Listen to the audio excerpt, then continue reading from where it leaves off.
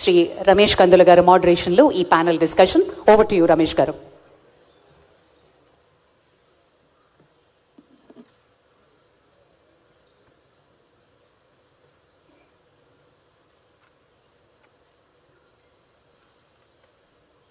Good evening.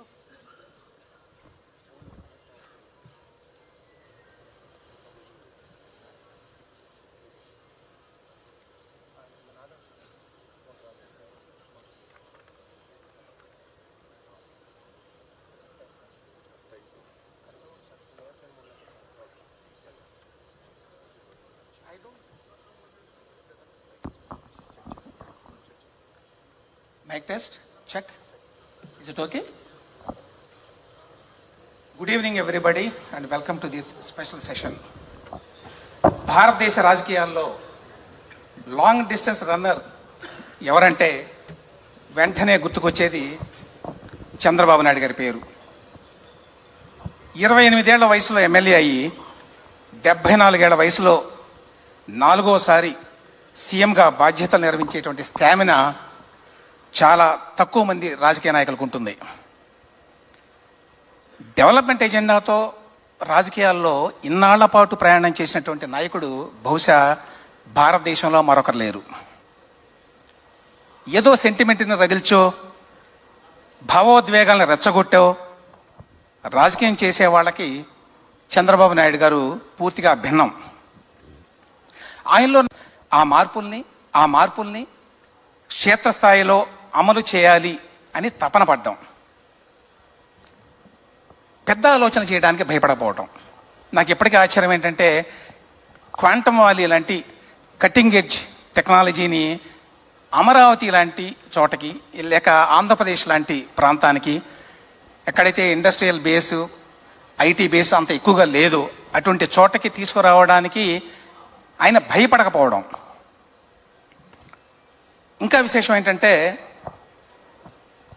సమస్యలన్నీ భూతాల్లాగా చుట్టుమిట్టు ఉన్నా కూడా చూసి భయపడకపోవడం.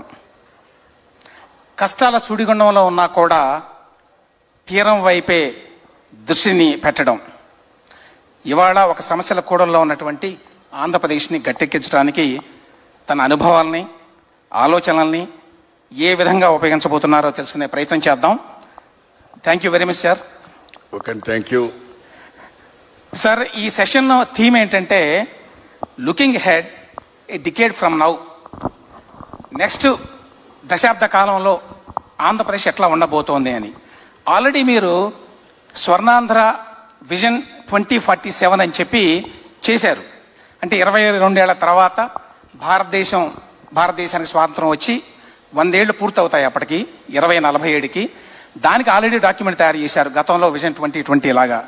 అయితే ఇప్పుడు అది చాలా దీర్ఘకాలికం కాబట్టి 10 ఏళ్లలో ఆంధ్రప్రదేశ్ ఎట్లా ఉండబోతోంది, ఆంధ్రప్రదేశ్ రూపురేఖలు ఎట్లా ఉండబోతున్నాయి, ఆర్థిక సామాజిక ముఖచిత్రం ఎట్లా ఉండబోతోంది,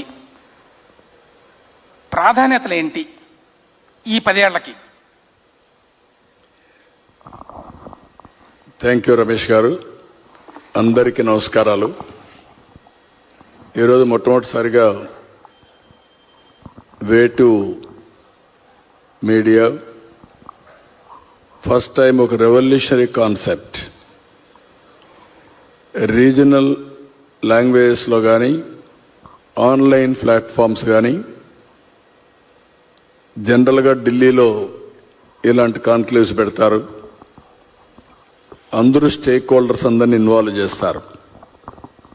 అలాంటిది ఫస్ట్ టైం ఆంధ్రప్రదేశ్లో పెట్టినటువంటి రాజు గారిని మనస్ఫూర్తిగా అభినందిస్తున్నా.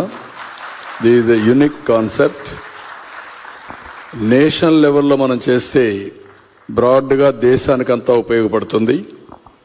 ఒక రాష్ట్రంలో చేస్తే రాష్ట్ర ప్రజలకందరికీ ఒక అవగాహన వస్తుంది. ఇక్కడుండే స్టేక్ హోల్డర్స్ అందరూ కూడా ఫస్ట్ టైం ఇక్కడికి విచ్చేసిన మిమ్మల్ని అందరినీ మనస్ఫూర్తిగా అభినందిస్తున్నా.